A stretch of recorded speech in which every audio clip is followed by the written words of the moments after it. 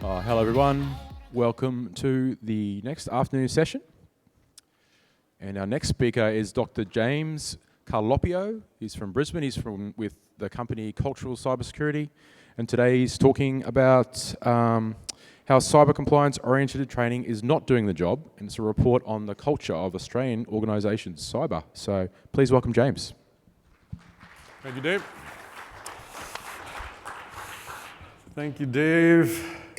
Hello, everybody. Welcome to the bitter end, Friday afternoon. Thank you for sticking around.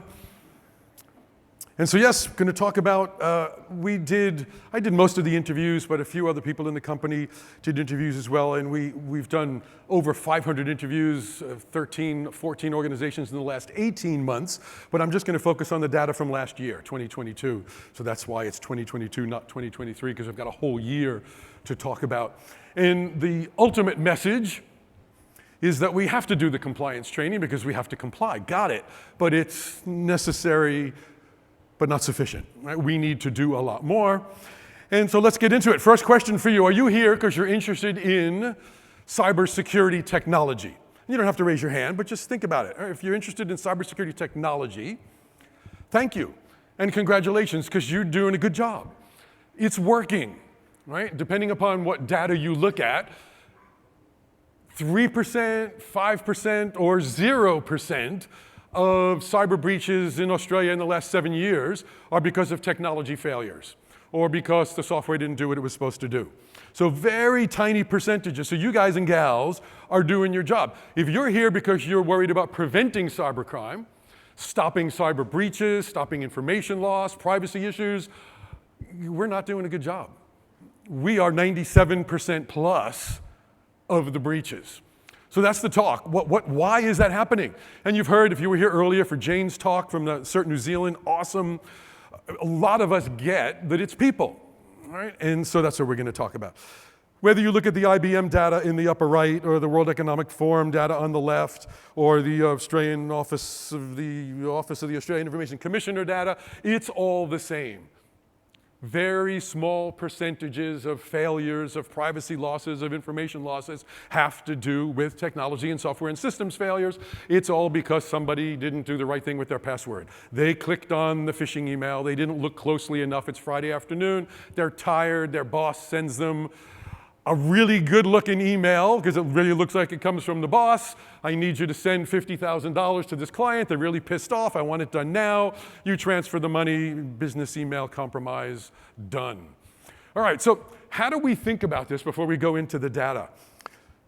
As I said, you've got to do the technology, right? It's there, it's the base level, it's working, it's filtering. I saw some really cool data from one of our clients recently. She filtered, I'm trying to remember the numbers, 44 million emails over this period of time and let 13 million through. So they filtered out whatever the difference is. My brain's not working so well on a Friday afternoon. The vast majority, right? It's so, the technology is working really well. So the next level we think about is, what's the compliance? And we knew that the new legislation's just come in about critical infrastructure. I forget the acronym. Being a psychologist, I don't remember all these technology acronyms. So you've got to do the compliance stuff, right? And most of us are doing that. In fact, in the sample, every organization so far, 13 out of the 13 that we've done in the last 18 months, they have mandatory cyber training. But the problem is they do it once a year, and once a year is not enough. Then some people are onto the awareness bandwagon. And they're saying, okay, well, let's go beyond compliance and let's make people aware. And you know how useless that is too. I mean, you're all aware you're supposed to exercise more, eat better, not drink as much alcohol. We're all aware of all the stuff we're supposed to do, and it means completely meaningless. It does nothing. Awareness is not enough either. So we need to move up into level 4 and 5, and that's what we'll talk about. How few people are doing it and how to do it. And then I'd really like to get some discussion, because I kept my presentation short. So at the end, we'll have some really good time to talk and learn from each other, because I think that's one of the really great benefits. All right, so that's it. Basically, in 15, 20 minutes, I want you to all be convinced that most Australian organizations' cultures are stuck in levels 1, if I want to be generous, in levels 2 and 3. What we're doing for mandatory cyber awareness training isn't working, and what we need to do is basically start thinking about this amazing asset that we have that's unfortunately now a liability, and we need to flip the two around. All right, anybody in the wrong place, right place? You're all in the right room? Everybody's all right? Good. All right, so a little bit of data, straightforward. We asked people to rate the effectiveness of their yearly mandatory training. They gave them a 60%. So they gave their companies about a pass. All right, that's okay. I've got a lot worse things that come. How well do people recall the policies and procedures and the information in that training? I've obviously shortened some of the questions. Staggeringly, only 4 out of 10. So that's not even a pass, right? That's a 40%. What's your ability to detect phishing emails? Oh, they're pretty confident. They can detect 70 on average %. Now that worries me more than the other 2. But we'll talk more about that later on. All right, 7% or 70% in their awareness and knowledge of cybersecurity, 70% knew what ransomware was. Can you believe they've all been through their mandatory training and 30% of them had not heard of the word ransomware? They've all been through their mandatory training and only 60% had heard of a password manager. They've all been through their mandatory training and they rate themselves 60% on the skills that they have, but 90% of them had actually done the training. It's appalling. What are we doing? I heard people talking, because a lot of people came up to our stand, which was fantastic, and talked to us about it, and they were really having a joke about, one person was talking to the other, with us, we were having a good chat, about how quickly he could get through the mandatory training. He's got it down to minutes that he knows how to search for the right words and get in there and click. I mean, what are we doing? It's absolute stupidity. So I'll get you even more data in a little while, but pretty easy to see, and I'm probably preaching to the converted in a group like this. One-off once a year is simply not doing the job. We've got to do it, got it, okay, but we've got to do better at what we're doing, and then we have to take it to the next level. So what I'd like to spend the next couple of minutes talking about is a little bit more information to convince you if you're not convinced yet. And then what do we do? And then let's talk about it and see what we can come up with. Right? This is the model we use. I've developed this cultural assessment model that we use in CCS. And the simple version is these 4 levels. And I liken it to when I started as an org psych 25, 35 years ago, because I came out of the clinical psych area and realized I was as crazy as the people I was supposed to help. So I got into the organizational psych area and got into occupational health and safety. And they were at the same level where we are now in cybersecurity. Nobody really cared in a bigger organizational sense. And it wasn't until there was some government legislation and then the board and senior managers were held responsible if people got hurt. And then they started to make safety, occupational health and safety, personal and relevant to the tradespeople, and then it became important to them because they realized they needed to protect themselves, even though they knew how to use saws and hammers perfectly well. They needed to protect themselves because they really needed to be there for their families. And that's what we're noticing, and it's the most exciting thing that's happened in the 7 years since Brian and I started the company. Just in the last few months, clients are now asking us to work with their children. So really exciting shift when people start to realize it's cyber life skills.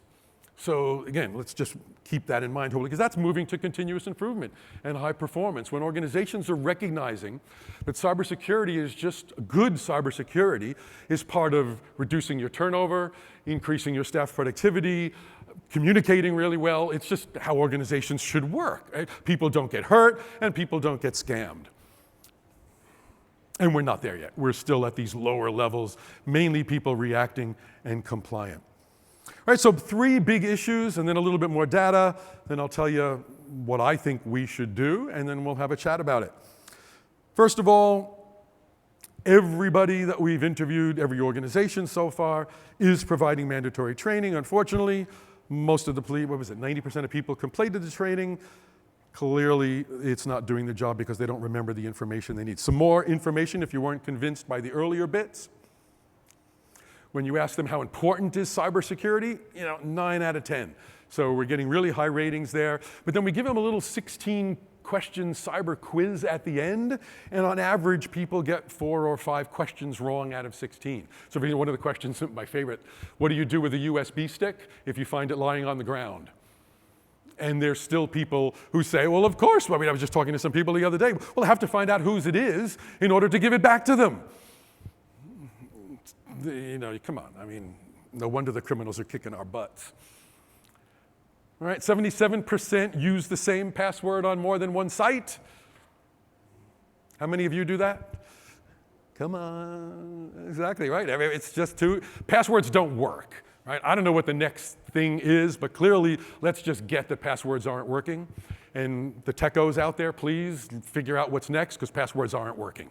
There's no way I can remember a 16-character password, and I know damn well that if a password is less than, 12 or 14 characters, it's almost instantaneously cracked if somebody really wanted to put the attention into cracking it. And my banking passwords are 4 characters.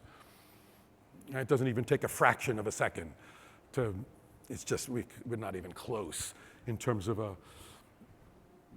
When asked how often they change their passwords, on a scale of 1 to 10, 10 being quite regularly, every month, 1 being only when you're forced to, the average was 4 out of 10. And 10% of people actually admitted, this is one of Brian's favorite, if they have a suspicious email that comes from their personal email, well, let's send it to work and see if it gets filtered out. What are you thinking? Absolute insanity. Now, thank God it's only 10%, but still, that's 45 people out of this particular sample sent a suspicious email to work to say, let's see if that phishing software worked. Unbelievable. And 40% of those interviewed admitted using their work emails for private and private emails for work. Gotta stop, folks. Insane. All right, so one of the other things, so that takes that first one, and that's the title. The one-off once a year, clearly not working. Anybody want to argue with me on that? You can have a chance in a couple of minutes, but that's the main point. The other big conclusion from the research last year is that we're just not talking about it enough. And again, going back to occupational health and safety, when I first started, I was working with some big construction companies here in Australia, Lang O'Rourke and Mirvac, and they all start every day on a big construction site with a toolbox talk. Right? And the idea is the chippies and the sparkies and the engineers and the truck drivers and the crane drivers and the engineers and the plant manager all get together around the toolbox, as it were, and they talk about what you need to know to stay safe today and what you need to tell him and her. And we need to start doing that around cybersecurity. You all have to start having cybersecurity toolbox talks. Now, you may not want to do it every morning. You may, if you're in a high secure concern environment, but at least once a week. And yet, when we asked respondents on a scale of 1 to 10, how often does your manager discuss cybersecurity with you? It's less than 4 out of 10. And when I start my talks with my clients, I always say, how many of you think cybersecurity is important? And we did this in a Gold Coast room at a different venue just a couple of weeks ago, 500 people in the room.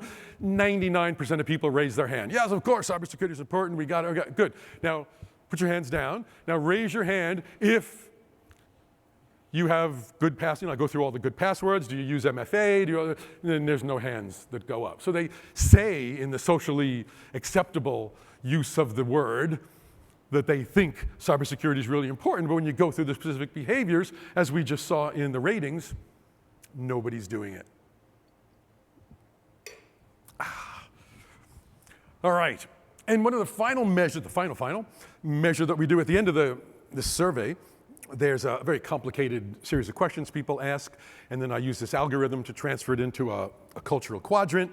And I can make an assessment about which one of those 4 levels organizations are in.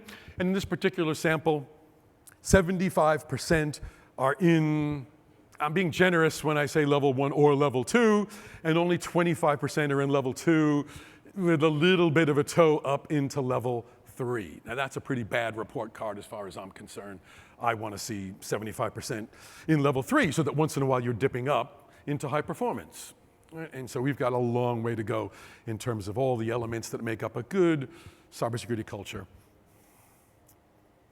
All right? So what do we do about this? How do we do that? Well, here's my advice based upon 44 years as a practicing psychologist and 7 years in the cybersecurity, plus all the things I've learned from all the other people in CCS are ex-police force. So we've got a lot of great knowledge in there, and I've learned so much about this in the last 7 years. You got to make cybersecurity personal, relevant, and important, just like we did with occupational health and safety. And that's where I think the family link is so cool. When organizations more and more, like I mentioned, are starting to now talk to us about, I had a great conversation with a gal the other day who said, you can't believe the pictures my 14-year-old daughter showed me that her girlfriends are sharing with her. Sexting. I was shocked. I've never seen anything like this. And 14-year-old boys as well. It is just, if you're not aware of this, it is horrifying. The things that young people, 12, 13, and 14, got photos of naked children in the school library sitting like this, posted to their boyfriends and girlfriends on social media. I mean, come on, folks. We are not doing a good job as parents. We're not doing a good job as educators. We're not doing a damn thing as employers and employees if there's 12-year-old and 13-year-old children sending each other naked photos from the school library. Maybe I'm old-fashioned, but I don't think that's appropriate as a psychologist and as a father and a grandfather. So we need to talk about it a lot more. We need, as parents, to talk about it to our children. As employers, we need to talk about it to our employees. As employees, we need to talk about it to each other. We're at war with violent, organized cyber criminals. I don't think anybody's taken it anywhere near seriously enough.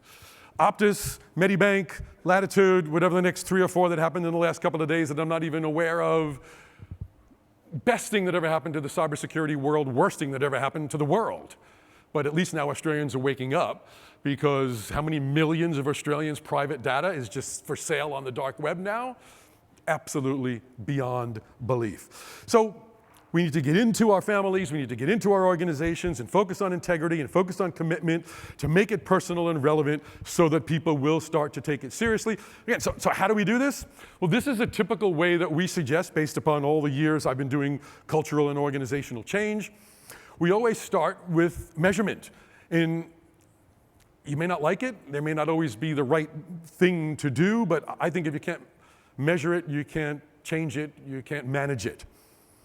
So we do a cultural diagnostic, and then we compare it to our maturity model, and we create both an as-is, and you should do that, and then you should design a should-be, and then it's a pretty straightforward roadmap to close the gap between the two. And CISOs are dying because they don't know what to do, and this gives them a really great handle on where we are now, where we want to be, and here's the steps, and we create the roadmap to go between the two. Now, we don't always do 2, 3, and 4 in that order, but these other things need to happen at some point in time. We need to start from the top and go down. We need to start from the bottom and go up. We need to start from the middle and go in all sorts of ways. We need to get to families and children. We need to have steering committees. We need to change the organization structure. We need to change the reward and recognition system. We need to identify and pull every single lever we can. And if you're good and you know what you're doing, you'll be able to go in and diagnose which levers in your organization are the most important as opposed to those, because there's no one size fits all. One of the problems that people have with change programs is they like Kotter's 7 steps, or they like this model or that model. And that's as stupid as going to a doctor and saying, you've got a flu, everybody should get the same pill. I think in 50 years we're going to look back at that and say, you're all insane. How could you have been so stupid? You don't treat everybody exactly the same. We're doing that with change management right now. We're treating every organization the same, and it just doesn't work. So sponsors, champions, structure, reward systems, recognition systems, those are the big. I liken it to when I was a practicing psychologist, tried to get a lot of alcoholics to stop drinking alcohol. And the funny thing about alcoholics is after they come on our treatment program, we got a 90% success rate of getting people off alcohol. But guess where the alcoholic goes the first night after they leave the treatment program? They go back to the pub. Now, they don't initially go back to the pub to drink. They go back to the pub because that's where their friends are, that's where the food is, Do you think a pub is a really good environment for someone to be in who's trying not to drink alcohol? The pub's gonna win, baby, every time. It may take 6 days, it may take 6 weeks, it may take 6 months, but the pub's gonna win. So that's the way we liken it. If you want a really high-performing cybersecurity culture, change the pub. And then people will naturally go in and exhibit different behaviors. All right, and the last thing is to remember the IT guys and gals are doing a good job. Everybody's responsible for cybersecurity. These systems are working. Firewalls work, except for zero-day exploits, of course, but they're really doing 95% of the time, they're nailing it. It's the person who's exhausted on a Friday and didn't really notice that the email wasn't the right thing. They clicked on it and they downloaded the ransomware software or whatever it is. All right, so if you ever have any questions, let me know. Otherwise, we can have a chat, because I think that's the best learning right now, is questions to each other, questions to me. We got enough time, Davo? We do, yeah, James. Yeah, actually, everyone, thanks, James, for his talk. First up, I guess. And there's a gift as well, before I forget that. Thank you. There was a question about what if the auditors demand annual training exercises? How do you factor that into your engagements? Hit me with the start of that again? What if the auditors demand annual training exercises? Yes, gotcha. Yeah, I'm sorry if I didn't make that clear. If there is compliance training that's necessary, you have to comply to it. That's it. There's no question about that. Just remember, though, it might be necessary. It's just not sufficient for success. So but Brian talks about this all the time. So instead of making that the ceiling, thinking that you're done, you make it the floor. That's where you're starting from. And then you need to build the rest of the house securely on top of that. I guess the other challenge you might have is finding the right cyber champions when you're in these engagements Great too. question. How do you go about identifying them? Look, there's an old term from psych called an opinion leader, an opinion leader. Now, we notice them now in social media because they've got a lot of followers. But it's the same concept. In organizations, there are informal opinion leaders who have power and authority and influence well beyond the formal. Right? And those are the people you need to find. And really funny research that was done early when I was doing my PhD.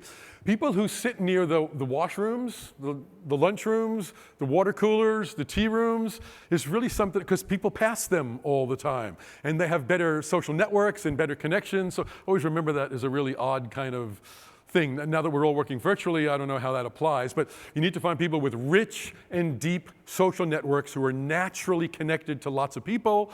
Those are the opinion leaders that people listen to, even though they might not be hierarchically managers. They make really great champions. The other thing, just doing a cyber champions program, that's another big thing that we do. We run cyber champions programs where you identify these people, and I think it's a great lever to pull inside an organization. One of the best cyber champions just showed up in one of our clients. He's actually working in a customer-facing online communications role, but he did his undergraduate degree in IT and is just really switched on about the possibility of using those skills in this new role to enrich his job. So he's going to be great because he's got so much motivation and skill and knowledge. I think those are good things to think about. Yeah, great, James. So maybe you just put the slide up with your contact details. So if you have any more, if you want to contact James for further up ideas and stuff like that, is that slide up now, the last one? That's it? Yep, you're great, excellent. Yeah, and thank James again for a great talk. Thank you, Ben. Appreciate it. Thank you. Thank you for the game.